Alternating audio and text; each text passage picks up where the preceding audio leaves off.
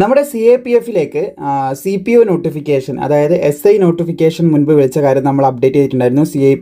CAPF അതുപോലെ തന്നെ ഡൽഹി പോലീസിലേക്കെല്ലാം കൂടിയായിരുന്നു ഈ നോട്ടിഫിക്കേഷൻ വിളിച്ചിട്ടുണ്ടായിരുന്നത്. അടുത്ത വർഷം മുതൽ നമുക്കിത് RPF SI കൂടി ഇതിലൂടെ നമുക്ക് പ്രതീക്ഷിക്കാനായിട്ട് സാധിക്കുന്നതാണ്. RPF-ന്റെ SI കൂടി ഇതിൽ വരുന്നതായിരിക്കും. കോൺസ്റ്റബിൾ വരുന്നത് SSC GD കോൺസ്റ്റബിളിലുമായിരിക്കും.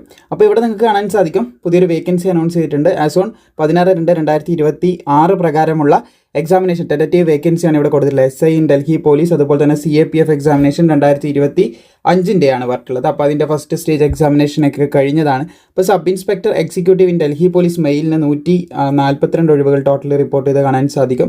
അതുപോലെ ഫീമെയിൽസിന് ടോട്ടൽ 70 ഒഴിവുകൾ റിപ്പോർട്ട് ചെയ്തതായിട്ട് നമുക്ക് കാണാനായിട്ട് സാധിക്കുന്നതാണ്.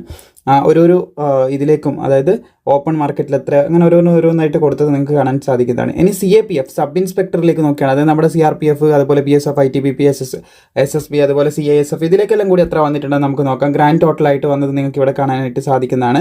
2861 ഒഴിവുകളാണ് വന്നിട്ടുള്ളത്. അതിൽ മെയിലിന് എത്ര, ഫീമെയിലിന് എത്ര എന്നുള്ള ഡീറ്റെയിൽസും ഇവിടെ മനസ്സിലാക്കാനായിട്ട് സാധിക്കുന്നതാണ്.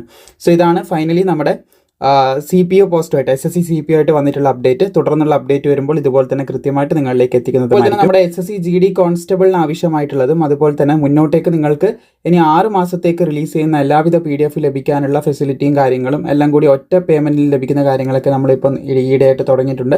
അപ്പോൾ അതിൻ്റെ കൂടുതൽ വിവരങ്ങൾക്ക് മനസ്സിലാക്കാനായിട്ട് താഴെ ഡിസ്ക്രിപ്ഷനിൽ ലിങ്കും കാര്യങ്ങളൊക്കെ കൊടുത്തിട്ടുണ്ട്. അതിലൂടെ ക്ലിക്ക് ചെയ്ത് നിങ്ങൾക്ക് മനസ്സിലാക്കാനായിട്ട് സാധിക്കും.